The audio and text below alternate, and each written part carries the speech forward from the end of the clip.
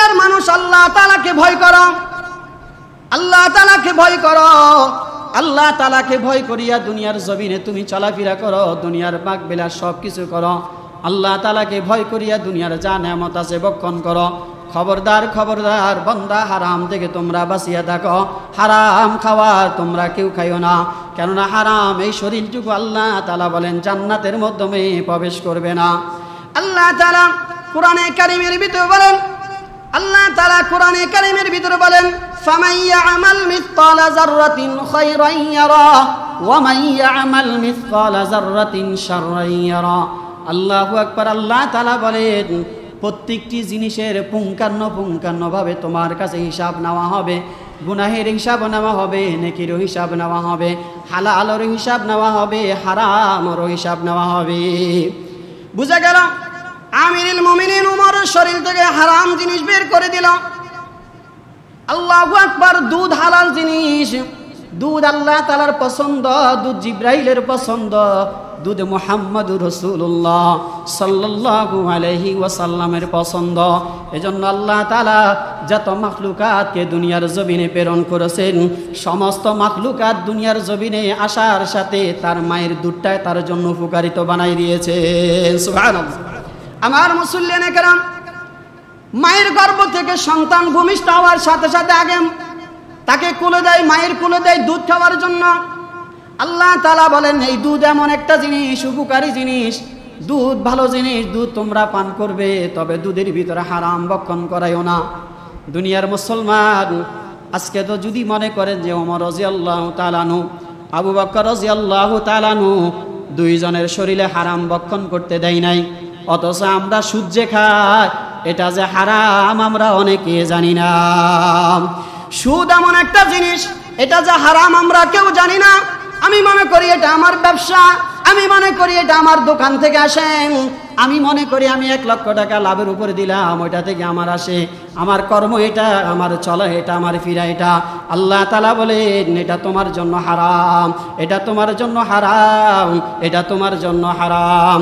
সুতরাং হারাম জিনিস লইয়া কেউ জান্নাতে যাবা, আল্লাহ তাআলা তোমাকে জান্নাতে প্রবেশ করাবে না। নফস শব্দের অর্থ কি? নফস বলা হয় চাহিদা, শুধু চায়, শুধু চায়।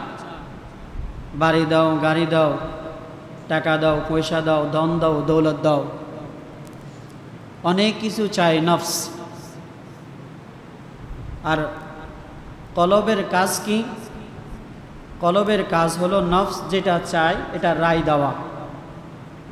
কলবের কাজ হলো নফস যেই জিনিস চায় ওই জিনিসের কি দেওয়া? রায় দেওয়া। আর রুহের কাজ হলো নফস চাইল, কলব রায় দিল, রুহ ওই জিনিসটাকে বাস্তবায়ন করল। তাহলে নফসে চায়, কলব ওইটাকে রায় দেয়, আর রুহ ওই জিনিসটাকে বাস্তবায়ন করে। তাহলে নফসের কাজ হলো চাওয়া, আর রুহের কাজ হলো রায় দেওয়া। শুধু আজকের জুমা এতটুকু জানি নফস কত প্রকার। কোরআনে কারিম গবেষণা করে দেখা যায় নফস 7 প্রকার এবং কলব 15 প্রকার। কলবের 15টা কারণ আর নফসের 7টা প্রকার আছে। যেই 7 প্রকারের নফস, এক একটা নফস বান্দাকে এক এক দিকে ধাপিত করে। 1 নম্বর নফসের নাম নফসে আম্মারা। নফসে আম্মারা বলা হয় ওই নফসকে যেই নফস মানুষকে গুনাহের দিকে ধাপিত করে, যেই নফস বান্দাকে লোভ লালসার দিকে ধাপিত করে, ওই নফস, নফসে আম্মারা কোরআনে কারিমের সূরা ইউনূসের 53 নম্বর আয়াত, 13 নম্বর পারার প্রথম আয়াত আল্লাহ তাআলা নফসে আম্মারার আলোচনা করেছেন। এই নফসে আম্মারার উদাহরণটা বোঝার জন্য এক কবির একটা হামদে আমি গলা তো নাই, এই জন্য আমার কণ্ঠসুরে মিলাই আমি লিখে নিয়ে আসছি, যেহেতু মুখস্থ করতে পারি নাই। নফসে আম্মারার চাওয়া এবং চাহিদাকে কি পরিমাণ এটা বোঝার জন্য কবি বলেন, জমানা অনেকে বদলেছে তবু দিন কেন বদলেনি, সীমানা অনেকে বদলেছে তবু দেশ কেন বদলেনি, পতাকার রং বদলেছে তবু নীতি কেন বদলেনি, ক্ষমতার হাতে বদলেছে তবু ভাগ্য যে বদলেনি। বন্ধু ভালো দিন বদলের দিন কি বন্ধু এখনো আসেনি, দিন বদলের দিন কি বন্ধু এখনো আসেনি, পোশাকটা যে বদলেছে তবু মন কেন বদলেনি, বয়সটা বদলেছে তবু চরিত্র কেন বদলেনি।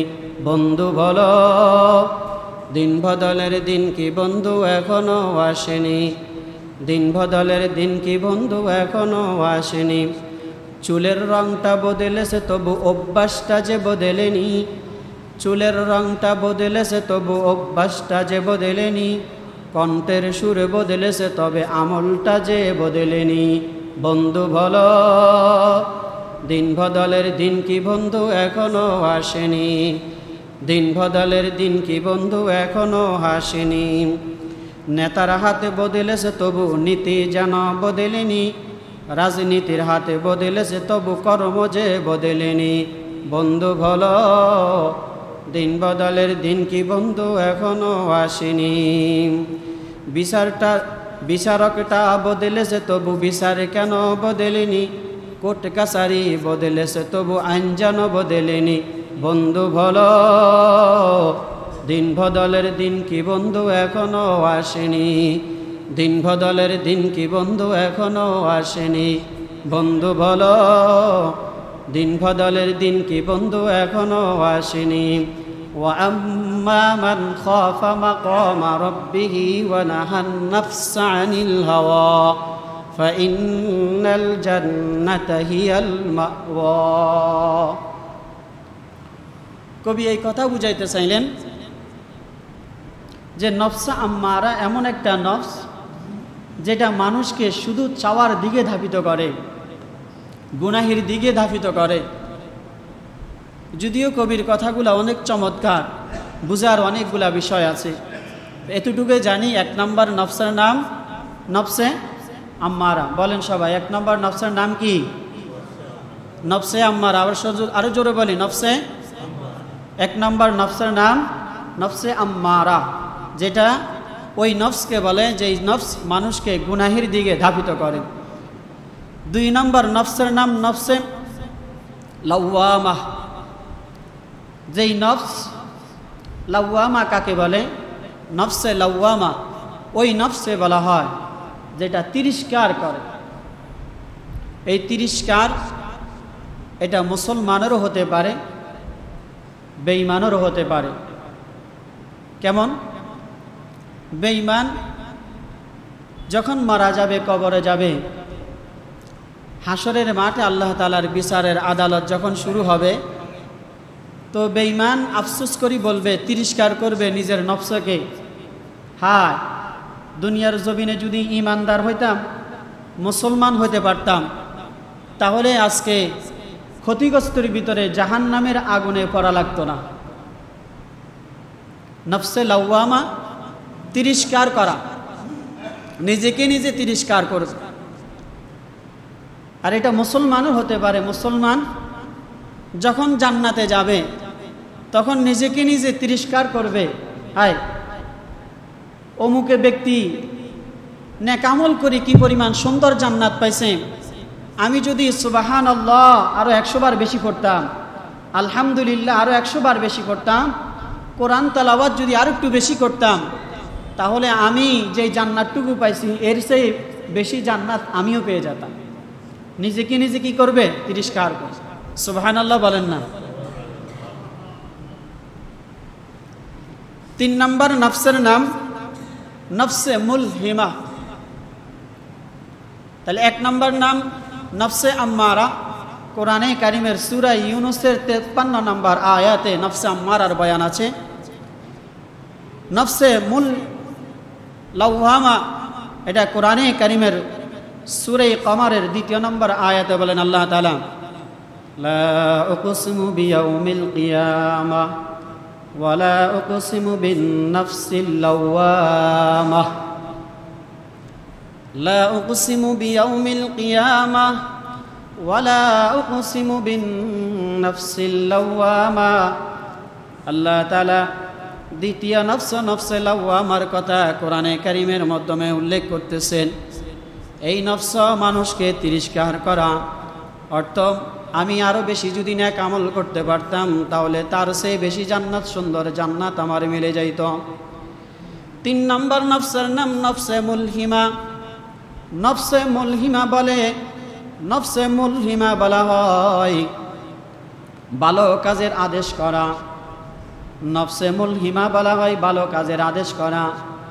একজন মানুষ আপনাকে ভালো কাজের আদেশ করতেছে, এই কথাটুকু আল্লাহু আকবার কোরআনে কারিমের সূরা শামসের মাধ্যমে আল্লাহ তাআলা বলেন, ওয়া নাফসিন ওয়া মা সাওয়াহা ফাআলহামাহা ফুজুরাহা ওয়া তাকওয়াহা।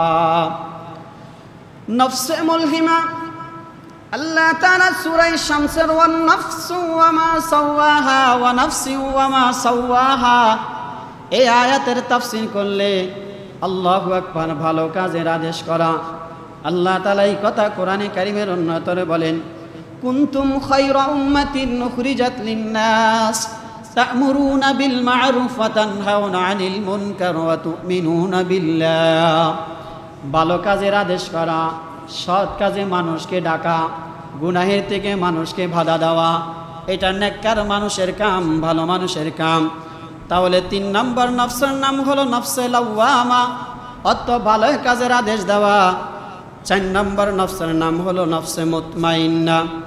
আল্লাহু আকবার। আল্লাহ তাআলা কোরআনে কারিমের 30 নম্বর পারা সূরাতুল ফজর 27 নম্বর আয়াতের মাধ্যমে আল্লাহ তাআলা বলেন, ইয়া আইয়াতুহান নাফসুল মুতমাইন্নাহ। আল্লাহু আকবার। আল্লাহ তাআলা বলেন নফসে মুতমাইন্না ওই নফসকে বলা হয় যেটা মানুষকে প্রশান্তি দেয়, শান্তি দেয়, প্রশান্তিদায়ক নফস, যেটা মানুষকে ভালো জিনিসের উপরে শান্তি দেয়, ইবাদতের মাধ্যমে শান্তি দেয়। আল্লাহু আকবার। 27 নম্বর আয়াত আল্লাহ তাআলা বলেন, ইয়া আইয়াতুহান নাফসুল মুতমাইন্না। এরপরে 5 নম্বর নফসের নাম হলো নফসুর রাদিয়া। কোরআনে কারিমের সূরা ফজরের 28 নম্বর আয়াত আল্লাহ তাআলা বলেন, ইরজিই ইলা রাব্বিকি রাদিয়াতাম মারদিয়া। ইয়া আইয়াতুহান নাফসুল মুতমাইন্না ইরজিই ইলা রাব্বিকি রাদিয়াতাম মারদিয়া। আল্লাহু আকবার। নফসে রাদিয়া আল্লাহ তাআলা কোরআনে কারিমে বলেন, নফসে রাদিয়া ওই নফসকে বলা হয় যেই নফসটা আল্লাহ তাআলার উপরে সন্তুষ্ট। যেই মানুষটা আল্লাহ তাআলার উপরে সন্তুষ্ট ওই মানুষটার নফসের নাম হলো নফসে রাদিয়া। আল্লাহু আকবার। 6 নম্বর নফসের নাম হলো নফসে মারদিয়া। সূরা ফজরের 28 নম্বর আয়াত আল্লাহ তাআলা মারদিয়া, রাদিয়ার পরে মারদিয়া বলতেছিলেন। আল্লাহু আকবার। ওই নফসকে বলা হয় যেই নফসের উপরে স্বয়ং আল্লাহ তাআলা সন্তুষ্ট। সুবহানাল্লাহ। তাহলে 5 নম্বর নফসের উপরে ওই নফসকে বলা হয় যেই নফসের আল্লাহ তাআলার উপরে রাজি হয়ে গেছে, আল্লাহ তাআলা সন্তুষ্ট, আল্লাহ তাআলার উপরে সন্তুষ্ট। 6 নম্বর নফসে বলা হয় যেই নফসের উপরে আল্লাহ তাআলা স্বয়ং সন্তুষ্ট হইয়া ওই বান্দাকে আল্লাহ তাআলা জান্নাতে পৌঁছায় দেয়। সুবহানাল্লাহ। 7 নম্বর নফসের নাম হলো নফসে কামেলা। কামেলা শব্দের অর্থ হলো ওই নফসকে বলা হয় যেই নফস পরিপূর্ণতার সাথে ঈমানদার হইয়া, পরিপূর্ণতার সাথে আল্লাহ তাআলার উপরে রাজি খুশি হইয়া আল্লাহ তাআলা ওই বান্দাকে দুনিয়া আখিরাতের সফলতা দান করেছে। তাহলে জানতে পারলাম নফস কত প্রকার। এই কথা বলেন, নফস কয় প্রকার? 7 প্রকার। 1 নম্বর নফসের নাম নফসে আম্মারা। 2 নম্বর নফসের নাম নফসে লাওয়ামা। 3 নম্বর নফসের নাম নফসে মুলহিমা। 4 নম্বর নফসের নাম নফসে মুতমাইন্না, 5 নম্বর নফসের নাম হলো নফসে রাদিয়া, 6 নম্বর নফসের নাম হলো মারদিয়া, 7 নম্বর নফসের নাম হলো নফসে কামিলা। এই 7 প্রকারের নফস আল্লাহ তাআলা আমাদের সবাইকে 3, 4, 5, 6, 7 এই নফসের উপরে অটল থাকি, নেক আমল বেশি বেশি করি, তারা তৌফিক দান করে সকলে আমিন। এবং 1 নম্বর নফস থেকে আল্লাহ তাআলা আমাদের সবাইকে হেফাজত করুন সকলে আমিন। এবার আসেন আলোচনার এই নফসের কথাকে স্মরণ করেন। নফস আমাদেরকে কত দিকে চাহিদা মিঠা। 1 নম্বর নফস আমাদের গুনাহের দিকে ধাপিত করে। 3 নম্বর নফস আমাদেরকে ভালো কাজের কি করে? আদেশ করে। এই ভালো কাজের মাধ্যমে অনেক কিছু লুকায়িত আছে।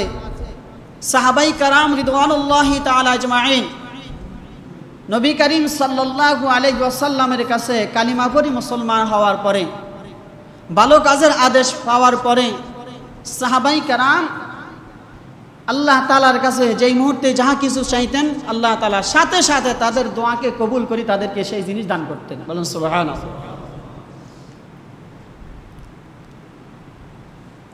হযরতে আবু বকর সিদ্দিক রাদিয়াল্লাহু তাআলা আনহু ইসলামের প্রথম খলিফা, ক্ষুধার্ত অবস্থায় 3 দিন পর্যন্ত পেটে কোনো খাবার নাই, এমন ক্ষুধার্ত অবস্থায় মদিনার অলিতে গলিতে ঘুরতেছেন। উনি খেলাফতে, উনি তখন আমিরুল মুমিনিন। এমন সময় এক শাগরিদ, এক উজির এসে খাদেম এসে বলতেছিলেন, হুজুর আমিরুল মুমিনিন আপনার জন্য একটু খাবার হাদিয়া নিয়ে আসছি। আপনি আজকে 3 দিন যাবৎ খানা খাচ্ছেন না, খাবারের ব্যবস্থা হয় না, এই জন্য আমি আপনার জন্য খাবার নিয়ে আসলাম। তা আমিরুল মুমিনিন বলতেছিলেন, ভালো হয়েছে। খাওয়া শুরু করে দিলেন। 1 লোকমা খানা খাইলেন, খেয়ে বলতেছিলেন, মাশাআল্লাহ ভালোই তো হলো, খাবারটা কোথায় থেকে নিয়ে আসলে? তো আমিরুল মুমিনিন প্রশ্ন করার সাথে সাথে সে বলতেছিলেন, আমিরুল মুমিনিন বগে বগ মারছে, ফকিরের কেরামতি বাড়ছে। কাকে বলতেছিলেন? আমিরুল মুমিনিনকে। বলে বগে বগ মারেছে, ফকিরের কেরামতি বাড়ছে। আমিরুল মুমিনিন বলে, এটা কেমন কথা? কি কথা বললা? বলে, আজ থেকে অনেক দিন আগে এক ব্যক্তির পেটে খুব ব্যথা, কিন্তু সে কি করলো, আমার কাছে আসছে পানি পড়ার জন্য। আমি তাকে পানি পড়া দিলাম। সে পানি পড়া খাওয়ার পর তার পেটের ব্যথা ভালো হয়ে গেছে। তার থেকে সে আমার উপরে খুব ভালোভাবে আমি যা বলি তা শুনে। আজকে হঠাৎ তার বাড়িতে ভালো মেহমানদারির আয়োজন হলো। সে ওই ভালো মেহমানদারি থেকে চিন্তা করলো, আমি তো দীর্ঘ বছর পেটের অশান্তির কারণে খানা খাইতে পারি নাই। আজকে যেহেতু এই ব্যক্তির কারণে আমার পেটের ব্যথা ভালো হয়ে গেছে, তাহলে আমি তার জন্য কিছু ভালো খাবার নিয়ে যাই।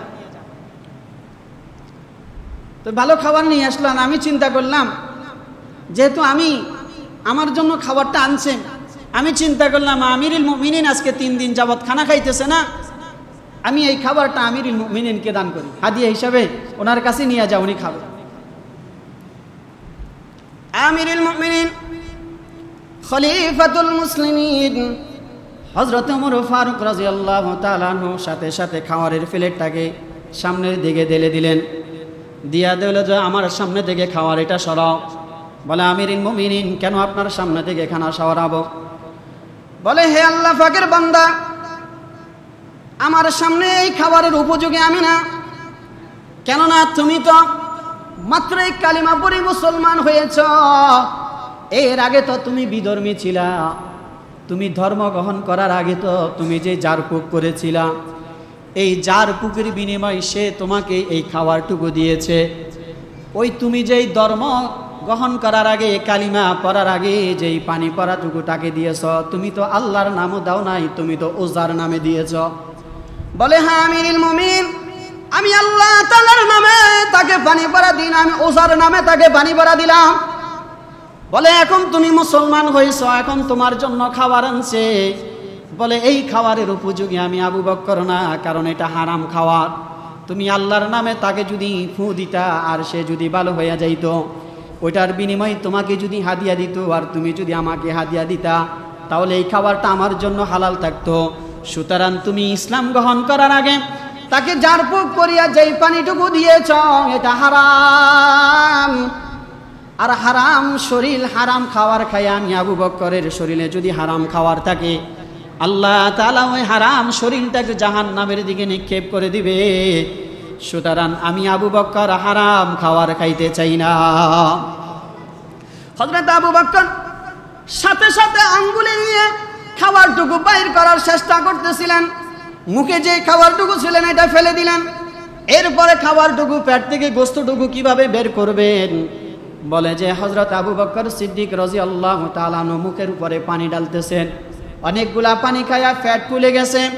এরপরে আঙ্গুলে দিয়া বমি করতে করতে যখন গোস্তর টুকরাগুলা খাবারগুলা পেট থেকে বের হয়ে গেলেন, আবু বকর রাদিয়াল্লাহু তাআলা সাথে সাথে বললেন আলহামদুলিল্লাহ, কারণ আমার শরীর থেকে আল্লাহ হারাম খাবার বের করে দিয়েছে। এই জন্য আমার বন্ধুগণ, নফসে আম্মারা মানুষকে শুধু গুনাহের দিকে ডাকে।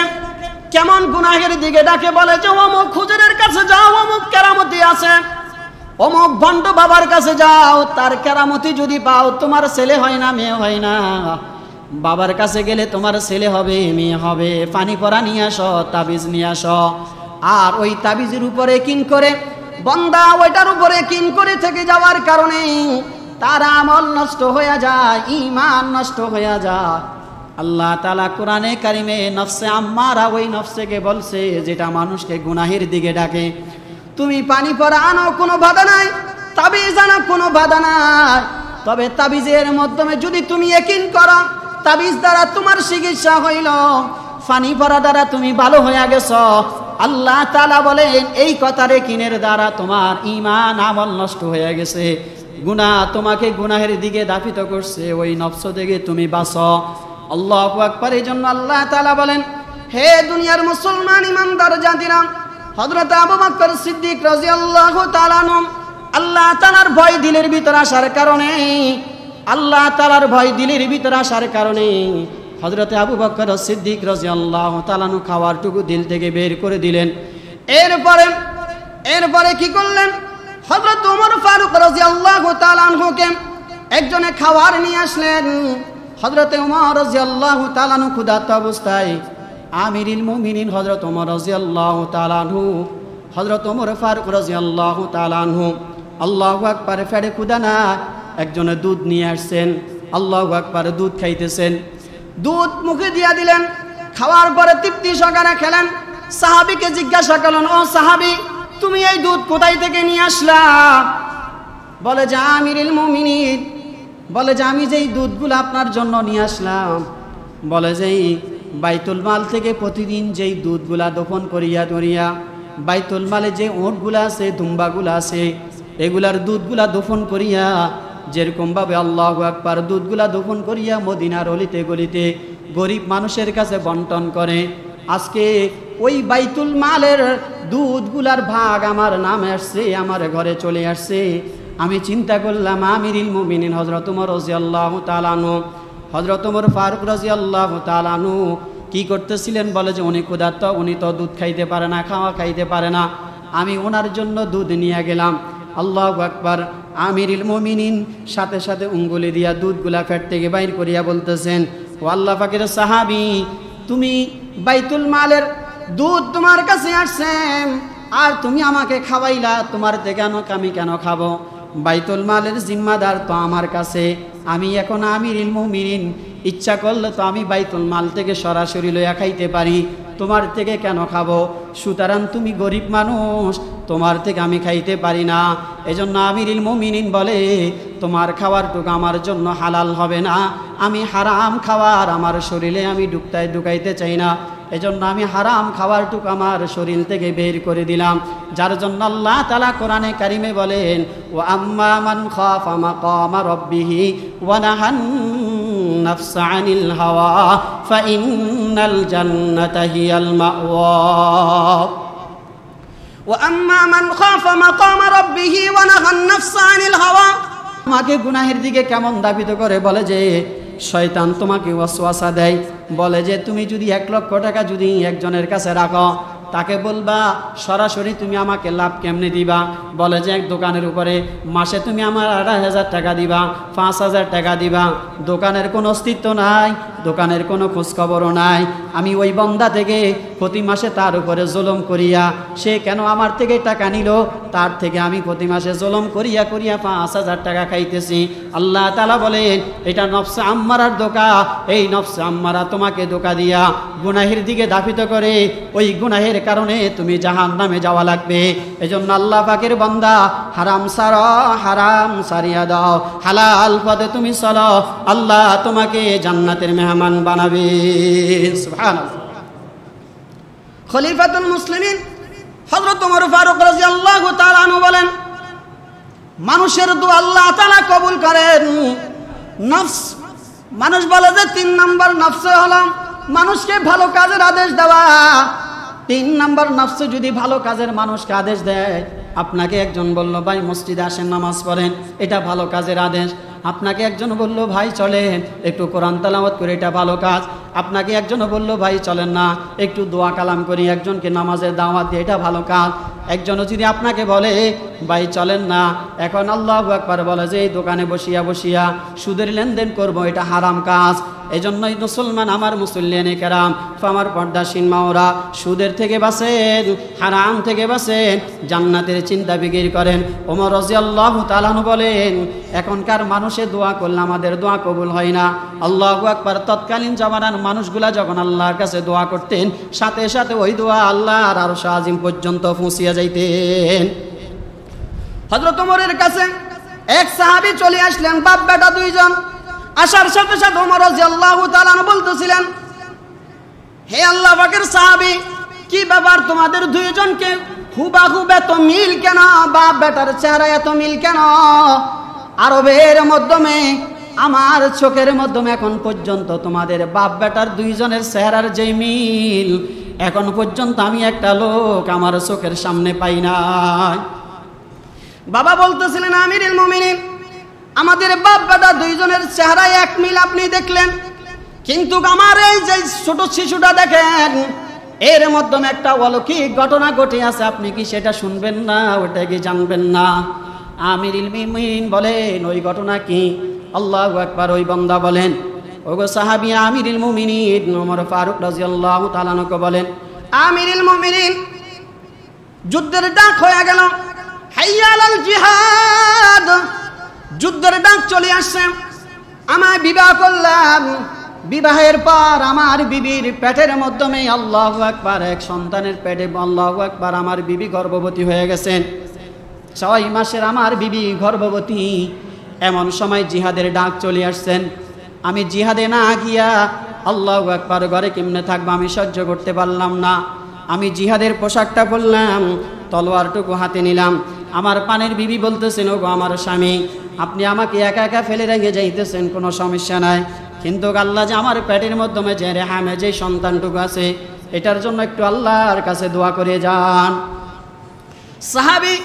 বিবির পেটের মাধ্যমে হাত দিয়া আল্লাহ তাআলার কাছে দোয়া করছেন আয় আল্লাহ আমি জিহাদের মাঠে যুদ্ধ করার জন্য অংশগ্রহণ করার জন্য চলে যাইতেছি আমার বিবির পেটের মাধ্যমে যা আপনি রেখেছেন আমার এই সন্তানটুকুর জিম্মাদারি আপনাকে দিলাম আপনি আমার এই সন্তানের জিম্মাদার হয়ে আমার সন্তানের লালন পালনের জন্য আপনি আমার সন্তানটাকে সহি সালামতে হেফাজতে রাখিয়েন বিবির পেটে হাত দিয়া দোয়া করিয়া চলে গেলেন যুদ্ধে যাওয়ার পর 2-2.5 মাস পরে খবর পুছলেন ওনার বিবি ইন্তেকাল করছেন এখনো সন্তান ভূমিষ্ঠ হয় নাই বলে যে সন্তান ভূমিষ্ঠ হওয়ার আগে আল্লাহু আকবার ওই সাহাবীর স্ত্রী দুনিয়ার থেকে মারা গেছেন সাথে সাথে খবর পাইয়া সাহাবী তো এই মুহূর্তে যুদ্ধের মাঠ থেকে আসতে পারে না বলে যে মা এবং আল্লাহু আকবার পেটের মাধ্যমে যেই বাচ্চাটুকু আছে ওই বাচ্চা সহ মাকে এক কবরের ভিতরে দাফন করা হয়ে গেছে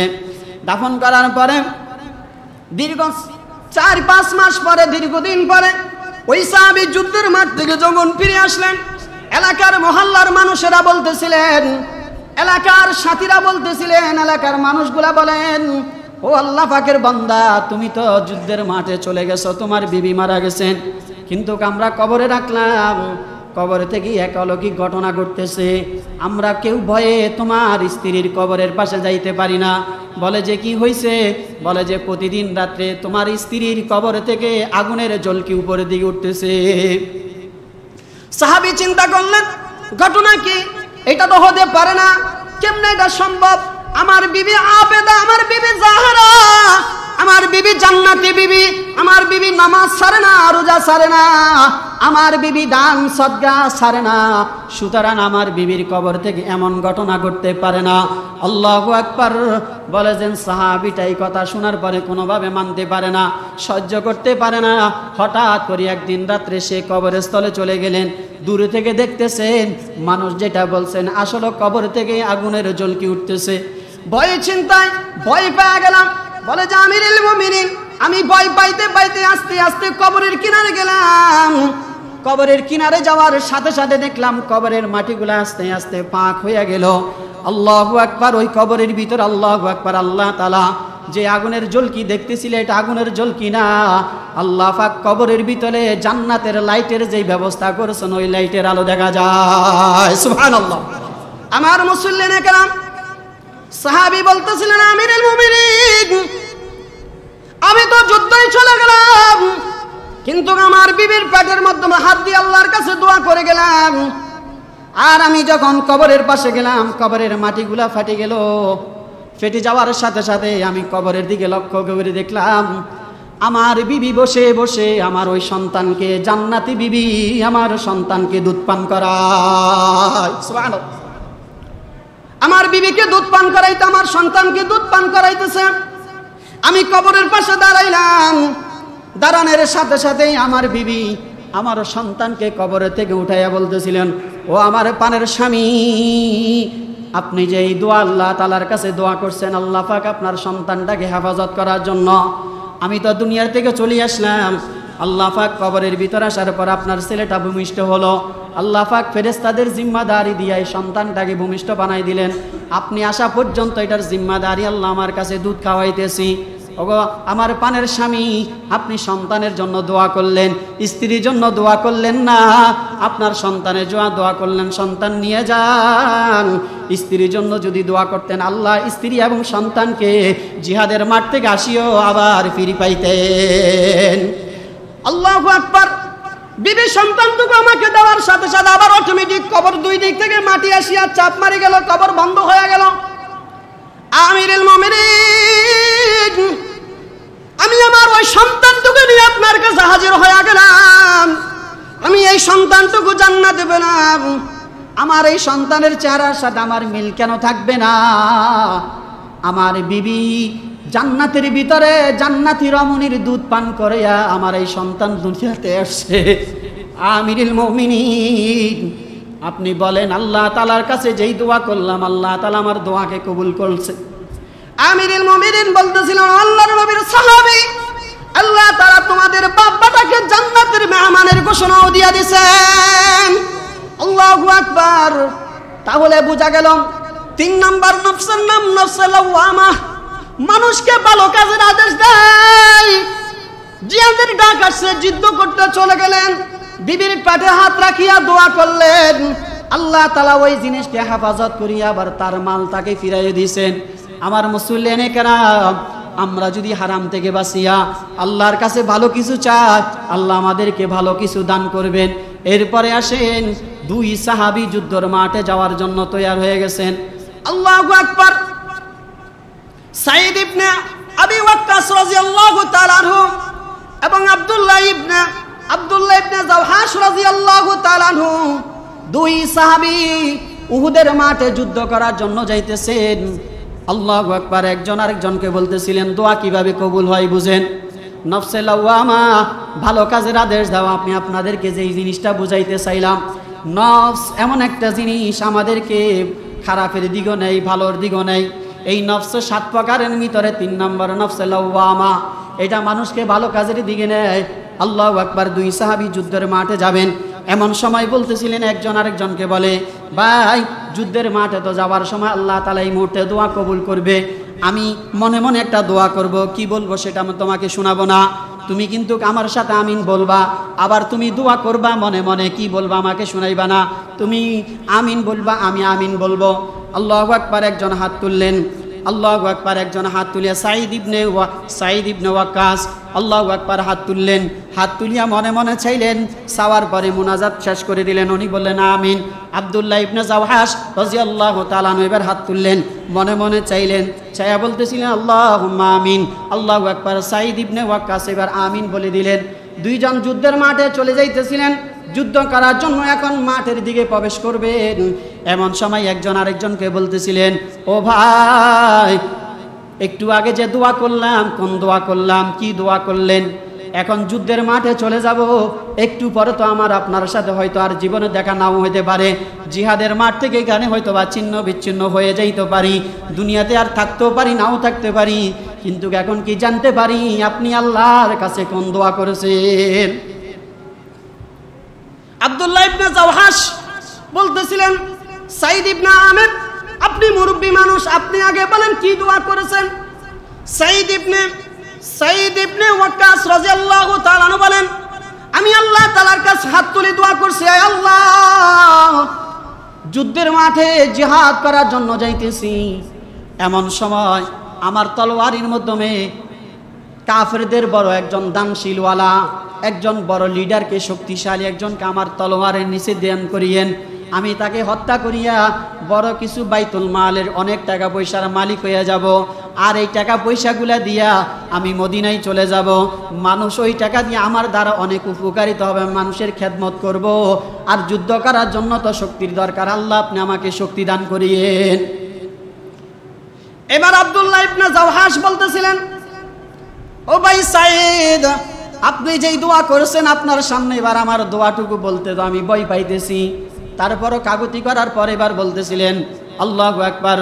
আব্দুল্লাহ ইবনে জাওহাস বলতেছিলেন, আমি আল্লাহ তাআলার কাছে দোয়া করছি, আল্লাহ আপনি তো দুনিয়ার জমিন থেকে আজকে উদের মাঠে কিছু মানুষকে তো আপনি শহীদ করে ফেলবেন, যেই শহীদগুলা দুনিয়ার জমিন থেকে চলে যাওয়ার পর ময়দানে মহাশরে আপনার আদালতে শহীদ হিসাবে উঠবে, ও আল্লাহ আপনি আমাকে যাদেরকে শহীদ করবেন তাদের মধ্য থেকে আপনি আমাকে শামিল করে নিয়েন, এবং শুধু ওই শামিল করিয়েন না, হাসরের মাঠে তো আল্লাহ তাআলার কাছে হাত অঙ্গ অঙ্গ প্রত্যঙ্গগুলো আল্লাহ তাআলার কাছে সাক্ষী দিবে, আল্লাহু আকবার। হাত সাক্ষী দিবে, পাও সাক্ষী দিবে, চোখ সাক্ষী দিবে, কান সাক্ষী দিবে, নাক সাক্ষী দিবে, আয় আল্লাহ আপনি যে যুদ্ধের মাঠে আমাকে শহীদ করবেন, আপনি আমার হাত পাওগুলা যেন ইহুদিরা কাটি ফেলে, আমার যেন হাত না থাকে, পাও না থাকে, কান না থাকে, চোখ না থাকে, নাক না থাকে, কোনো কিছু ছাড়া যেন ময়দানে মহাশরে আপনি আমাকে এইভাবে উঠাইয়েন, যাতে করি আমার কোনো অঙ্গ ময়দানে মহাশরে আপনার আদালতে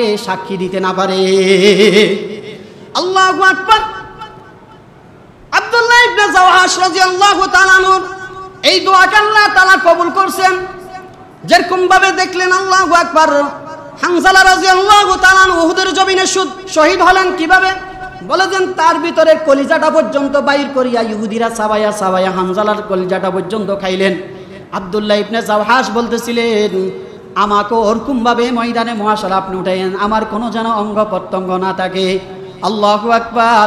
যুদ্ধ শেষ করিয়া যখন চলে আসতেছিলেন, যুদ্ধ শেষ করে চলে আসার সময় সাঈদ ইবনে ওয়াক্কাস রাদিয়াল্লাহু তাআলা মাথায় হাত, কপালের ভিতরে এইভাবে হাত রাখিয়া বলে, হাই সাঈদ তুমি কি কাজ করলা, আব্দুল্লাহর মতো যদি দোয়া করতা তাহলে তো আল্লাহ তোমাকে কামিয়াবি দান করতো, তুমি কেন মালের চাইলা, তুমি কেন শক্তি চাইলা, আব্দুল্লাহর মতো দোয়া করতে কেন তুমি পারলা না, কেন তুমি দোয়া করতে পারলা না, এই আফসোস করতেছিলেন জন্য বলে নফসে আম্মারা নফসে লাওয়ামা, মানুষকে তিরস্কার করবে। সাঈদ ইবনে ওয়াক্কাস নিজেকে নিজে তিরস্কার করে বলতেছিলেন, আমাকে তুমি কেমন বানাইলা, ও আল্লাহ কেমন দোয়া সাঈদ করলো আর কেমন দোয়া আব্দুল্লাহ করলো, সে দোয়া করি আপনার কাছে শহীদ হিসাবে কবুল হয়ে গেল, আর আমি মাল নিয়ে গনিমতের মাল নিয়ে মদিনায় ফিরে যাইতেছি। এজন্য আল্লাহ তাআলা বলেন, এক নম্বর নফসের নাম হলো নফসে আম্মারা, দুই নম্বর নফসের নাম নফসে লাওয়ামা, 3 নম্বর নফসের নাম নফসে মুলহিমা, 4 নম্বর নফসের নাম নফসে মুতমাইন্না, 5 নম্বর নফসের নাম নফসে রাদিয়া, 6 নম্বর নফসের নাম নফসে মারদিয়া, 7 নম্বর নফসের নাম নফসে কামেলা। এই নফসগুলার উপর বান্দা যদি 7 থেকে 7 নম্বর নফসের উপর যদি অটল থাকতে পারে, আল্লাহ তাআলা বলেন 7 নম্বর নফসে কামেলা, আমার বান্দা যদি আমার কাছে যে দোয়া করবে পরিপূর্ণতার সাথে যদি আমার বান্দা থাকে, হারাম খাবার খাবে না, সুদ খাবে না, ঘুষ খাবে না, মিথ্যা কথা বলবে না, জুলুম করবে না, অন্যায় অবিচার কোনো কিছু না করিয়া আমার বান্দা যদি চায়, আমি আমার বান্দার নফসের উপরে রাজি খুশি হইয়া বিনা হিসাবে জান্নাতের পৌঁছাইয়া দিলাম। সুবহানাল্লাহ। এজন্যই নফসে কামেলা যে জিনিসটা আমাদের দরকার, পরিপূর্ণতা দরকার, ইমানদার হওয়া দরকার, হারাম থেকে বেঁচে থাকা দরকার। এজন্য এই নফস, এই 7 প্রকারের নফস ইনশাআল্লাহ আপনাদেরকে শোনালাম। এই নফসের কাজ হলো চাহিদা করা। খেয়াল রাখিয়ে, নফসের কাজ হলো চাহিদা করা, চাওয়া, আরো দাও, আরো দাও, বাড়ি দাও, গাড়ি দাও, নেতা দাও, নীতি দাও, অনেক কিছু আমাকে দাও। আর তলবের কাজ হলো ওইটাকে রায় দেওয়া। নফসের কাজ হলো চাহিদা দেওয়া, চাহিদা চাওয়া, আর তলবের কাজ হলো রায় দেওয়া। আর এরকম ভাবে আল্লাহ তাআলা বলেছেন রূহের কাজ হলো এটাকে বাস্তবায়ন করে দেওয়া। আল্লাহ পাক সুবহানাহু ওয়া তাআলা আমাদেরকে খারাপি থেকে বাঁচায়া, নফসে আম্মারা থেকে বাঁচায়া, নফসে মুলহিমা, নফসে মুতমাইন্নার অন্তর্ভুক্ত বানায়া, নেককার মানুষ বানায়া কবরে যাওয়ার তৌফিক আমাকে এবং আপনাদেরকে দান করুন, আমিন। ওয়া আখির দাওয়ানা আনিল হামদুলিল্লাহি রাব্বিল আলামিন। যারা সুন্নাত বর্ণনায় 4 রাকাত সুন্নাত আদায় করেন ইনশাআল্লাহ।